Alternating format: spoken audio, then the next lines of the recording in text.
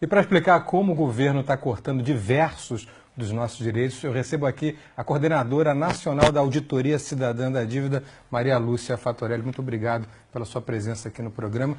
Eu queria que você tentasse explicar em 3 minutos, o que é difícil, a tarefa é árdua diante do massacre de propaganda do governo a favor da reforma da Previdência. Eu queria que você explicasse por que o déficit, o famoso déficit da Previdência, é na verdade um déficit fabricado, que é a tese que você defende, e queria que você explicasse isso à luz do parágrafo 194 da Constituição Brasileira. Em primeiro lugar, agradeço a oportunidade de estar aqui com vocês, uma honra para a Auditoria Cidadã da Dívida. E essa questão da Previdência, ela foi a maior conquista da Constituição Federal. Os constituintes colocaram no artigo 194 da Constituição a seguridade social, a segurança do povo.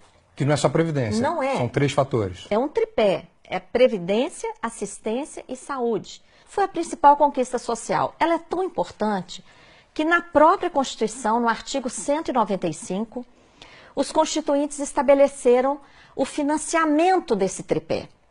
Então, eles colocaram lá fontes variadas de financiamento, como uma cesta.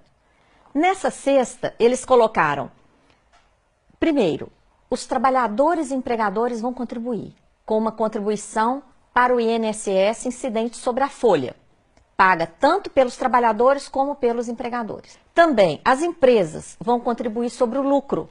Então foi criada a contribuição social sobre o lucro líquido. Criaram também a contribuição que incide sobre o consumo. Tudo que consumimos, bens, serviços, a COFINS, contribuição para o financiamento da Seguridade Social, que é a maior arrecadação do país. Tem também PIS/PASEP, arrecadação sobre a venda de produtos rurais, arrecadação sobre todas as importações e várias outras fontes menores, como, por exemplo, uma contribuição que incide sobre todas as apostas de loterias e concursos pagos no país. Então, se tem tanta fonte de financiamento, por que o governo insiste em dizer que tem o déficit? Como é que ele fabrica esse déficit? Então, ele pega lá dessa cesta, onde estão todas essas fontes variadas, ele vai lá e pega somente a contribuição do INSS.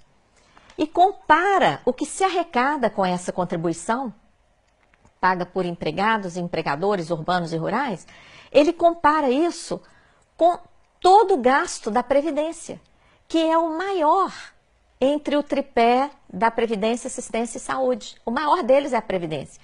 E quando fazemos a conta honestamente, considerando todas essas fontes, e todos os gastos com previdência, assistência e saúde, o que a gente obtém? Uma sobra de recursos de dezenas de bilhões de reais todo ano. Sem falar que há dívidas de empresas que têm um montante de 350 bilhões com a Seguridade Social, né? Isso, a sobra de recursos ainda poderia ser muito maior por causa da sonegação, que você menciona, que ultrapassa 400 bilhões de reais, segundo estimativas, inclusive a lista dos devedores da Previdência. As desonerações, que são setores que são liberados de contribuir para a Seguridade Social. Por exemplo, o agrobusiness. Então é uma infâmia muito grande. O governo libera o agronegócio de pagar a contribuição e depois fala que tem déficit. E ainda quer botar a culpa nos trabalhadores rurais, né? É uma olha, inconsistência. A sobra de recursos é tão impressionante que existe a tal da DRU, a desvinculação. E por que desvinculação? Porque essa cesta de contribuições, elas são vinculadas pela Constituição para a Seguridade. Então, vem o governo, aumenta a DRU, que é essa mordida, morde atualmente 30% dos recursos da Seguridade Social, desvia principalmente para pagar juros da dívida pública. Que responde por quase 50% do nosso orçamento. Todo ano, né?